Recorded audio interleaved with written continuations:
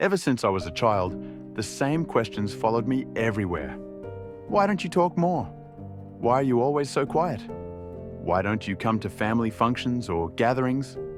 I had no answers back then, and as I grew older, these questions only got louder and more frequent, constantly thrown at me. Eventually, I found myself unsure of how to respond. I started questioning my own behavior, wondering if something was wrong with me. Slowly, I drifted into solitude, finding comfort in being alone. One moment in school hit me harder than any other. I still remember it so vividly. My teacher walked into class, looked straight at me, and told me to stand up. Then, right in front of everyone, he announced, "He got 86 marks, but he cheated. He copied." I was stunned, crying inside, but unable to speak. Why did he say that? Because I was the quiet one, the one who avoided school functions and sports activities.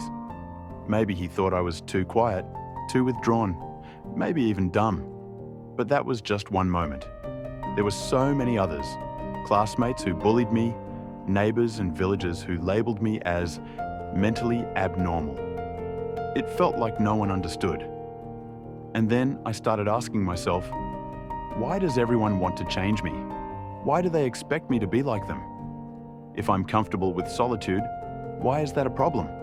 Over time, I realized that here in India, being an introvert feels like a crime. People just won't accept it. I've learned to accept this truth and move on because, honestly, I've stopped hoping for people to understand. In a world obsessed with social media, you're supposed to be loud, noticeable there. But I've decided to ignore those expectations. Solitude is my energy.